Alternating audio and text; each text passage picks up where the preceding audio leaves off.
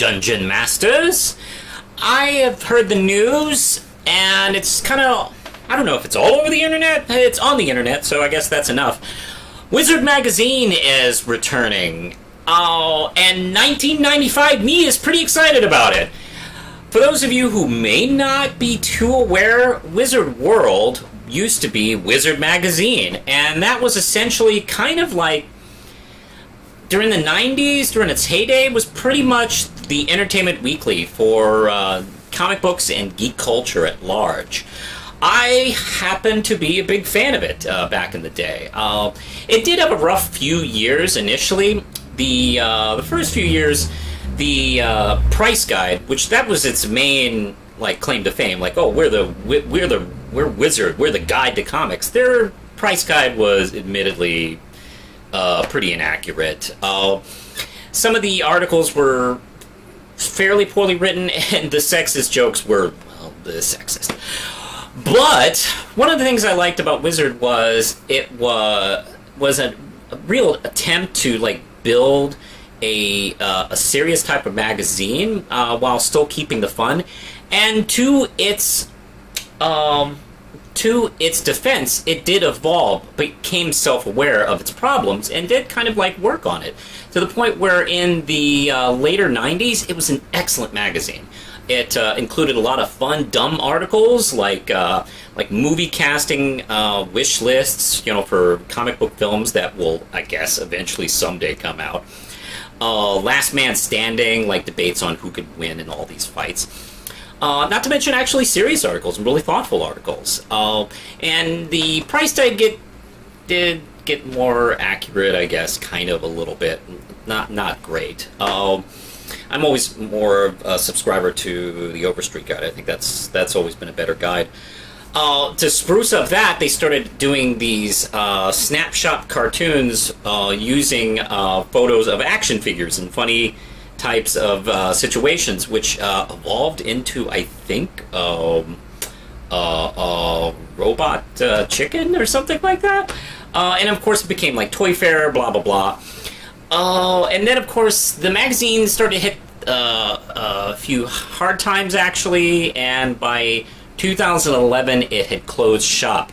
Not before becoming a shell of its former self, because during like the mid to late 90s, it was an excellent magazine, like I mentioned. It had a lot of good, thick articles. I could sit there and read it for like a full hour. It had plenty of dense material in it. Had a lot of great comic book reviews, and it was just a fun read. After a while, they kind of lost the comic book reviews, and a couple of years before they folded, it turned into kind of a pop culture magazine.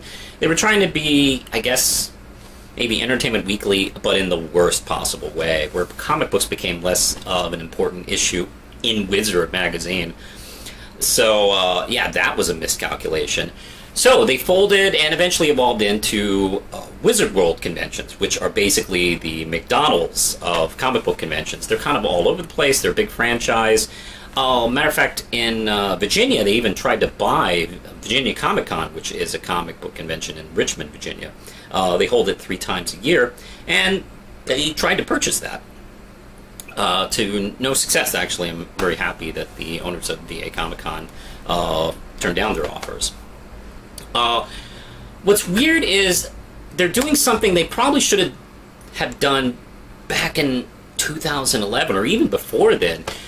They're coming back as a website, and it's kind of going to be in the style of like Comic Book Resources, the Mary Sue, and a few other like, you know, major like comic book and geek culture websites, you know, like Newsarama and stuff like that. Heralding this is their editor-in-chief, Brian Walton, who was the editor-in-chief of Nerdist.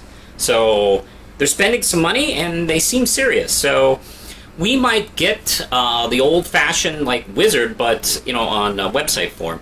You know, it's funny. Like a lot of their articles are basically the kind of videos you see on YouTube now. Like how many people have beaten Batman in a fight? You know, those kind of videos. Well, hell, I've done a few of those things.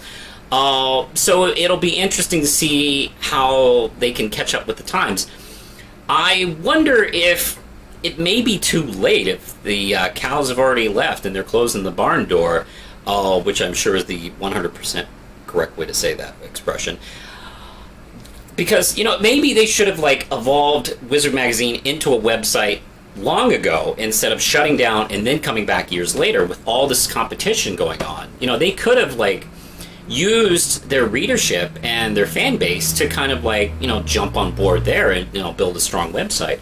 Oh, but now, how many years? It's been almost 8 years since they folded, and to be honest, they weren't that magazine when they folded. They were barely anything, really.